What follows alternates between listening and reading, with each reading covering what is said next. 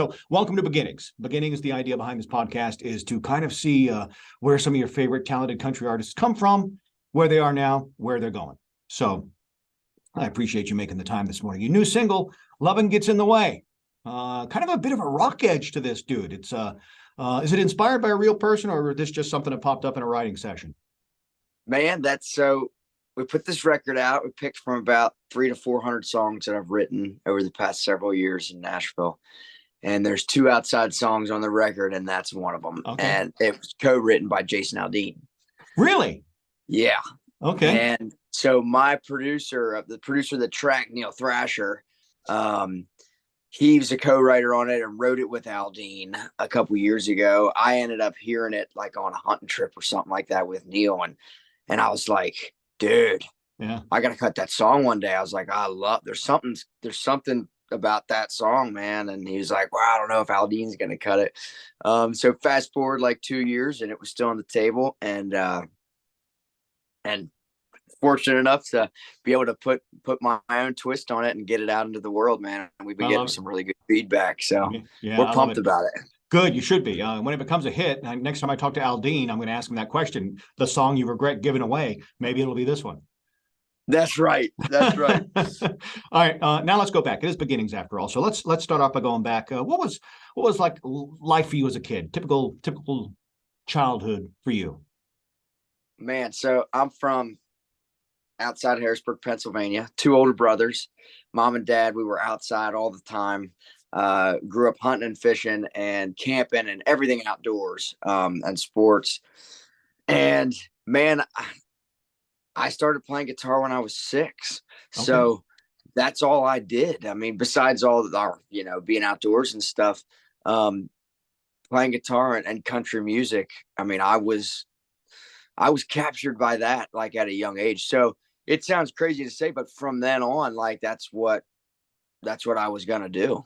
There was never any backup plan. So yeah, my family's been like unbelievably supportive through all of this. And I think it's because, they've seen it from when I was a kid. It was a God thing, man. I didn't really have any lessons. I had a handful of lessons, but not really. Sure. And so everybody in my family is still up in Pennsylvania. So I'm the only one that moved away. And my wife's from the same neighboring hometowns. Okay. So both of our families are still up in Pennsylvania. So we're the black sheep that moved away. But right on. And right there on the Susquehanna River. I mean, I've driven that. That's right. I've driven 81. I wore a groove in that highway. So did you? Yeah, for sure. Because I used to live in Virginia down in the Shenandoah Valley. We drive back and forth to my home state of Maine. So yeah, many a days on that road for sure. You're from Maine. Whereabouts? York, Maine, southern part of the state. Okay. Wow, that's awesome country up there, man. Well, I mean, that Pennsylvania through New York, that's an awesome drive, man. Yeah. You want to talk about some big country. If people down south here, like when I first moved to Nashville, they're like, man, you sing country music and you're from Pennsylvania? I said, you ever been to Pennsylvania? Yeah. Or upstate New York, And it's like, no. And I was like, yeah, you have no idea. You go to Binghamton, New York, and you'll understand. That's right. Yeah. Dude, there was a bar there once. I went there for a bachelor party, and first floor of the bar, there was a mechanical bull, typical like country bar. Second floor, up on the second floor, tattoo parlor. There's some bad choices made there. Boy, is there. All right, but I mean, a six-year-old. I mean, we're thinking. Did you start just singing for the family at family gatherings, or was this a church thing? You started singing in the choir. I did sing in church a lot, but before that, my parents would see that I would drum on things, and so they saw that I was, they thought that I was musical. Okay. So they got me a drum set, and I did that was at 3. That was like 3 and a half, 4. And then now I realize why they got me a guitar instead, because I probably drove the house crazy. But no, they ended up getting me a guitar as well, and I just gravitated towards that. Right on. And I just played and sang, and I grew up on 90s country strictly. I mean, I didn't listen to rock and roll until high school. I mean, I'm a student of country music. Good. And so 90s country, and people will say, well, who is your favorite? Well, that's so, I mean, I can't even pick one, but Brooks and Dunn, Black Hawk, Diamond Rio, yes, Tracy Lawrence, all that stuff. I mean, You can't, what a sound. Yeah, for sure, man. Diamond Rio, Gibson Miller Band, that sort of stuff, right? Yeah. Dude, I mean, there's so many. It's like, oh man. How do you pick? It's like a parent. How do you pick a favorite child? No kidding. Let's stay with your childhood for just a second. A couple of curiosity questions. Favorite Halloween costume when you were a kid? I hate Halloween. Do you? Hate it. Okay. All right. We'll move on. Okay, no, we're not going to. Why? I just want to know why. You can give me the short answer. I don't like dressing up, man. Okay. My wife loves it. She's like, "Oh, we're gonna go to this." I was like, "I ain't going." I was like, "I'm not dressed. I'm not doing that. It's not my thing." She I was knew like, this and I before don't like Halloween anyways. She knew this before saying the I do's, right? She did. Okay, all right. Yes, she did. Okay, all right. Favorite. Okay, so favorite gift Santa brought you for Christmas. Don't tell me you hate Christmas, because then you hate puppies and little kids too. Definitely don't hate Christmas. Okay, no, right. that's the best one. Right. Oh man. Well, speaking of drums, probably. I mean, I'm going back. I'm going way back, but Okay. I mean, I remember when I got that drum set Mm. for Christmas, and it was Yeah. under like a big blanket, and it was like, Yeah. back then it was like a couple $100. It might as well have been 10 grand back Sure. then, man. Sure. I mean, Big so deal. it was a big deal for me and my, and my folks. So I'll never forget that. All right, let's stay in Camp Hill, where you grew up, because this is what I want to get to. Centralia, Pennsylvania. Man, What? I've never been. How have you not been? That is one of the most fascinating, creepy places I on know the what's planet. going on. What is going on with all that? I know. I've always wanted to go. And I've seen all the pictures. I've seen the videos. And it's a crazy place, and I don't think it's from all that far from where I'm from. And it's about an hour. It's about an hour from your hometown. Yeah, and talking to you here, it's like embarrassing that I haven't even been there. That's okay. That's okay. Like I said, I drove that road a lot. So have you been there? Did you see yes, yes. I mean, the ground is warm. There's smoke coming up from the ground from the old coal fires that are still burning. But here's the thing. When you go, you got to remember this conversation. There is a creepy AF hotel motel right off the interstate there. It's got this like woman in a Dutch outfit and this little boy standing next to her, and it's something it's nightmare fuel. It is absolute nightmare fuel. I wouldn't stay there. Way. I wouldn't stay there if you paid me $1 million. I'm sure it's a lovely facility. I'm sure there are no bed bugs, or you don't need a UV light or anything like that. I'm sure it's still open. Yeah, as far as I know, it's still open.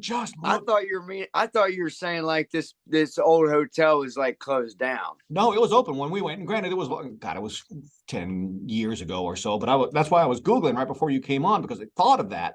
And it may still be open. If it's still open, stay there. I'd be interested to know. No, I ain't staying there. No way. Not the little boy. I'm telling you though, I've got to get to Centralia and see that, because I've always wanted to, and it's the wildest thing. It's got to be one of a kind. And it truly is nothing but foundations, no houses except for like one. I think there's one church up on a hill where you can overlook the whole place. But other than that, there's like no. So houses. Are those fires still going? They were then. Yeah, you could. I mean, the ground is warm to the touch. It's weird. It loosely inspired the video game and movie series Silent Hill, and all of that. I mean, there's a whole history to it. It's fascinating. Dude, go. Wow. And then reach out to me on Twitter and say you were right. It's the craziest thing. Yeah, that needs to happen. All right, yeah, make I'm that going happen. up there, man. I'm going up there for the 4th of July, so maybe I can get some time. It's an hour. Zip up. Hour there, hour back. I'm sure there's like a Perkins on the way, so you can get some pie. That's right. I gotta get some. Hey, man, I gotta get some shoe fly pie. Yes.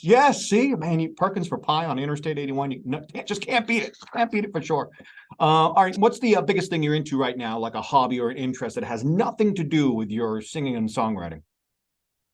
Fishing.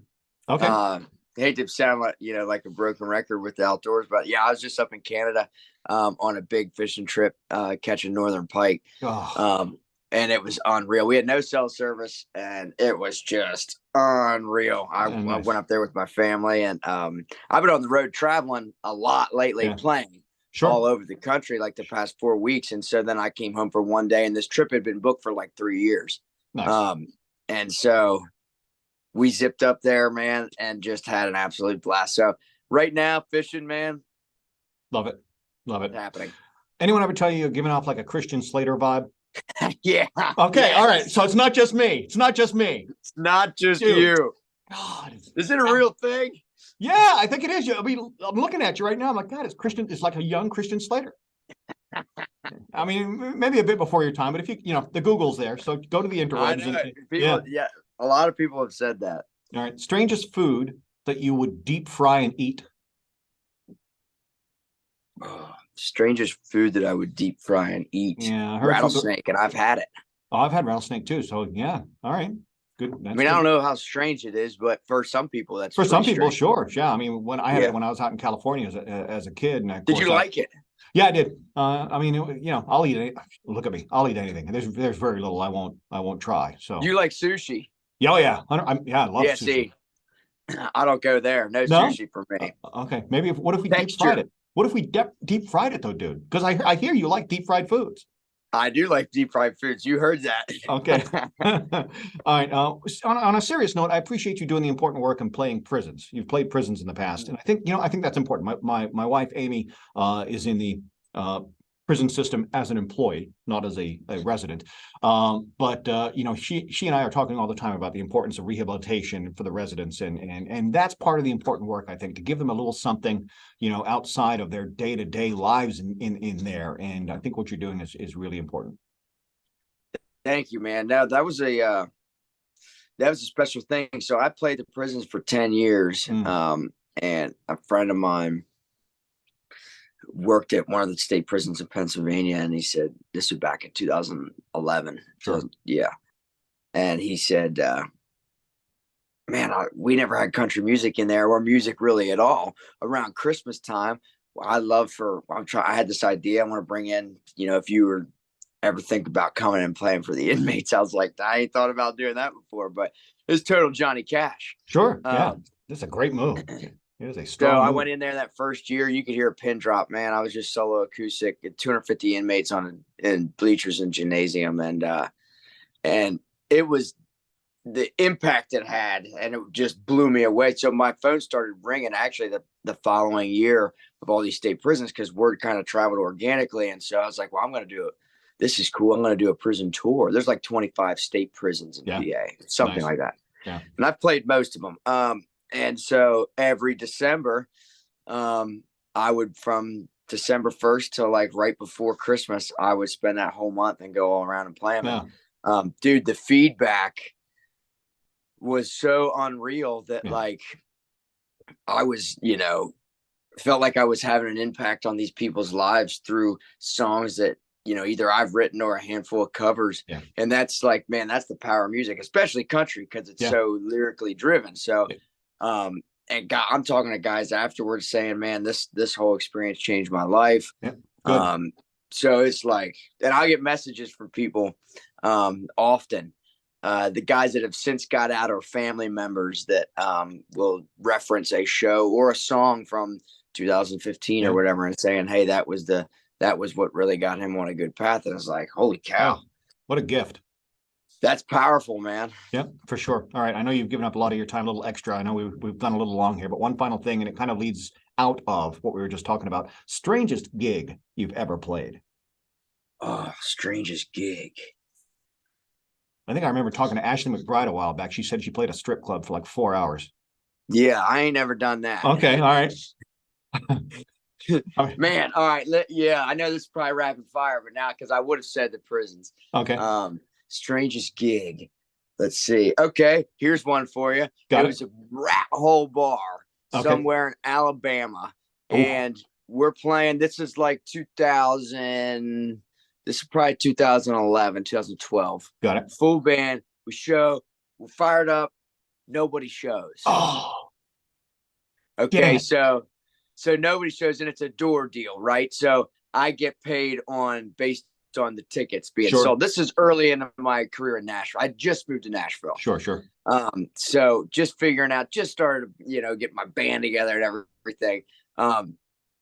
And nobody shows. So we're like, well, we're just gonna have to play with it. The sound guy was there, so we played to him, and there was 2 bartenders, and we played to them. Well, we just were like, we're just going to start drinking beer, man. And this would be like a practice. So since it was a door deal, we ended up having to pay to play because I had a bar tab and nobody showed. Oh. And we just stood up there and drank beer and played our songs. for the sound guy and 2 bartenders. You know what? And that right there is what beginnings is all about, because you got to start somewhere, and you're going to have those shows. But you're a much better spot now. You got that new single, "Loving You Gets in the Way," and plenty more music. And I mean, we started this conversation. You're talking about writing 300 or 400 songs, so plenty more music up there that I look forward to hearing. And if you're ever in the Wichita area, I feel like I could talk to you for a lot longer. So maybe over a couple of beers, and I'll buy this time. How's that?